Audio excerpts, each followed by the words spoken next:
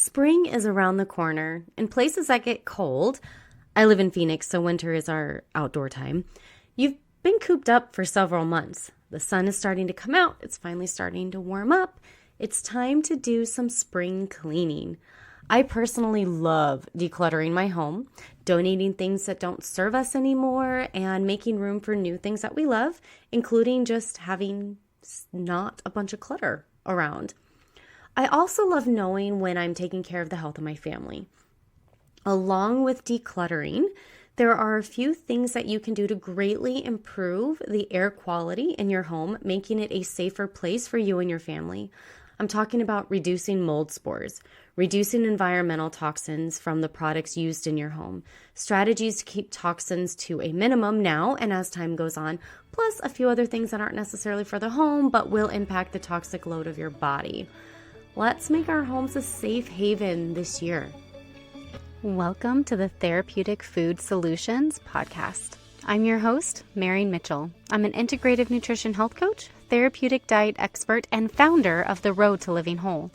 There are many different diets out there. It's hard to know which one is right for you with your chronic illness and autoimmune disease. In this podcast, I'm going to share with you the foundational pieces every single therapeutic diet out there shares, and also how to use the best one for your particular diagnosis. If you've been looking for a meal planning partner, help navigating the complicated healthcare system, and want to feel better quickly, I'm your girl. Grab your kombucha and notebook. Let's dive in. One of the blessings of chronic illness is that self-care becomes a top priority. Part of self-care is having a home that is healthy to live in. That being said, it's hard to know what will give us the biggest bang for our buck, so to speak. It's hard to clean everything, and sometimes, maybe oftentimes, certain things we don't even think about have the biggest negative or positive impact on the health of our home. Mold exposure is a huge culprit behind many health issues. If you've been listening to my podcast for a while, you know that mold illness comes up often. I have struggled with mold toxicity and recovered from it, and it is a contributing factor and or root cause behind many chronic illnesses, including mast cell activation syndrome, asthma, chronic breathing issues, chronic headaches and migraines, weird skin rashes, immune deficiency, chronic sinus issues, behavior problems in children, sleep problems in children, and more. So, things to do this spring cleaning time to reduce and or remove mold from your home are to have your HVAC system looked at and, if needed, treated for mold. This is actually the usual culprit behind mold infiltrating the home. And AC guys are not necessarily cleaning mold. So you need to have a company come out that will look at it, check for mold, check your air ducts as well, because mold can be lining in there. And if needed, if they see it, they can clean it out and treat it with a mold inhibitor so it's less likely to grow mold in the future. Other things that you can do are look for signs of water damage around windows and doors. Peeling paint, cracked drywall, bubbling are all signs of water damage. If you notice that, it's time to peel it back and see what's going on back there. Also, look under all of your sinks for water damage, especially if the base of your faucet leaks. Again, you're looking for bubbling, squishy wood, discoloration in the paint, cracks. Don't let leaks go unresolved for days, weeks, and most especially not months. Once you notice something is leaking, have it fixed immediately. If you or your spouse don't have time, hire it out. It's cheaper to pay a handyman now than to have to do mold remediation later, because you're talking 50, 100, maybe 150 bucks compared to thousands, and homeowners insurance will not cover mold remediation. Tip number 2, swap your toxic cleaning products for less toxic ones. Mainstream cleaning products are incredibly toxic. I know growing up, cleaning day meant the house smelled like bleach and Simple Green, but I also know that my lungs were burning and my asthma acted up. Turns out that clean smell of bleach, ammonia, and the fragrance they put in cleaning products are especially harmful to the mucous membranes in our nose, throat, and lungs. Repeated exposure has been linked to an increased risk of developing COPD, new onset asthma, and occupational asthma. Infants and children are especially vulnerable to the effects, even secondhand exposure, meaning you leave the home, clean, and come back and you can still smell it, due to their small size and lung capacity. These days, there are so many more options of cleaning products that are low tox, but good old-fashioned distilled water and white vinegar are great everyday surface cleaners. Some people really hate the smell of vinegar, so it's not even an option.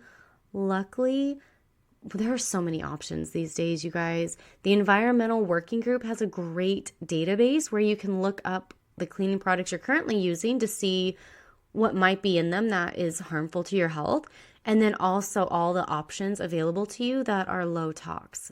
And you can make educated decisions from there on what you want to try and use and spend your money on, because it is an investment, right? And tip number 3, skip the dryer sheets, wall plug-ins, and candles. Take them and toss them. These 3 items are the most toxic things you can use in your home. Fragrance is the new secondhand smoke. These chemicals have been shown to trigger asthma symptoms, act like carcinogens, disrupt the endocrine system, causing hormone imbalances, are neurotoxic to the brain, which affect mood and behavior, cause headaches and migraines. They've also been linked to obesity and metabolic syndrome. Fragrance is a big deal. It is the new secondhand smoke. I know I'm saying it twice, but I need you to understand just how harmful it is. Okay?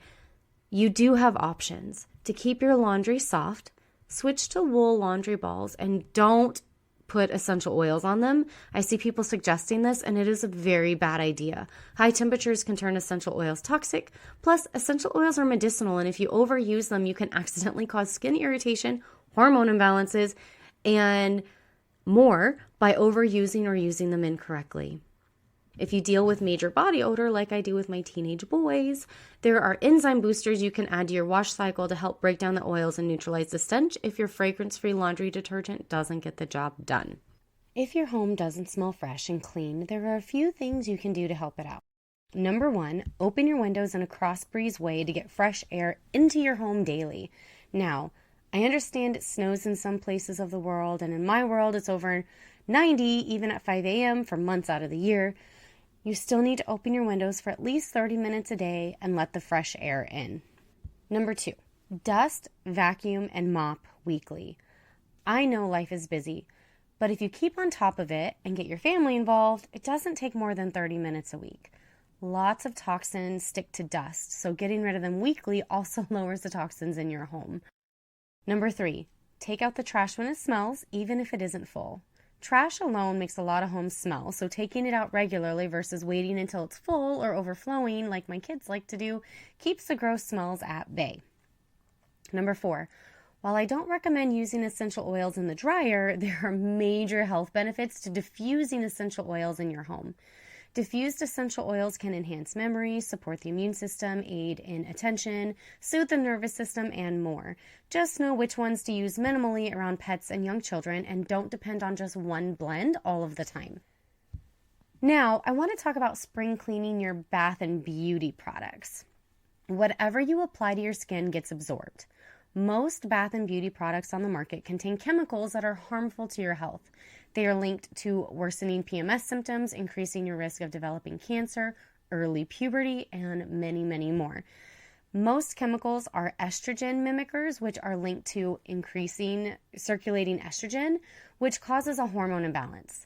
Then, of course, many are carcinogenic, linked to causing cancer. Some have been linked to damaging the reproductive system, potentially impacting fertility, and others are linked to skin rashes, hair loss, bleeding gums, kidney damage, and more. I don't recommend tossing everything you own and starting fresh unless you have the disposable income to do so. Instead, I recommend taking the time to research the most toxic chemicals and finding products that do not contain those chemicals. The Environmental Working Group has a skin deep database that is an amazing resource. And then you can read reviews on the low tox products that are likely to work with your hair and skin type.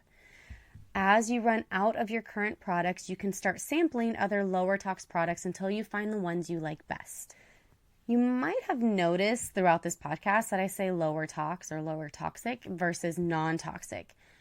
It is pretty much impossible to avoid everything that has the potential to be harmful in some way, especially if you want to do things like have highlights in your hair, buy clothes that aren't $100 a piece and things like that. The real goal is to lower your toxic burden.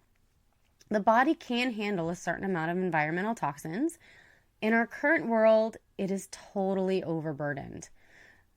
Don't get hung up on being perfect, and instead focus on doing what you can to keep your toxic burden low.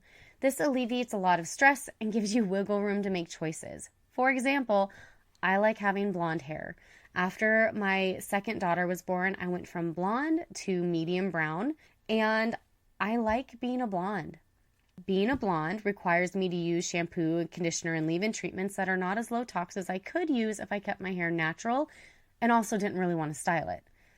So I make the choice to use what works with keeping my hair healthy, but on the flip side, I use a tallow-based skin lotion, low-tox skincare, fragrance-free laundry detergent, low-tox dishwashing detergent. I avoid artificial fragrances in my home. It's okay to make educated decisions and to make choices that may not necessarily be quote unquote the lowest tox because you want to do things like have maybe colored hair, right? Or maybe you like to wear a lot of makeup, right? And there's lower tox options, but there's none that are non-toxic, right? So the whole point is to know what you are doing and what is coming into your body. Quick review. Spring is a great time to make your home more healthy and safe for you and your family. Check for mold. Get your HVAC system inspected and, if needed, cleaned and treated for mold. Swap out toxic cleaning products for less toxic ones. Open your windows daily to get fresh air in and to let the indoor air out. Dust, vacuum, and mop weekly. Take out the trash when it starts to smell, even if it's not full. Skip anything with fragrance in the label, and start slowly swapping out your bath and beauty products for less toxic ones. By doing these, you are lowering your exposure to hormone-disrupting, cancer-causing, health-harming chemicals and giving your body a chance to function optimally. Happy spring, y'all. Thank you so much for hanging out with me today. If you found this episode helpful, would you do me a favor and help others find it by leaving a review, sharing a screenshot on social media, or sharing the link with a friend? By you sharing what you've learned, others are able to find this podcast and join our community. Be sure to check out my website, www.roadtolivingwhole.com, for over 160 delicious recipes, a variety of meal plans, and a blog packed full of even more healthy living tips. If you'd like to learn more about how to work with me as your coach, you can schedule a free consult through www.roadtolivingwhole.com/health-coaching/. Until next time, friend. Bye.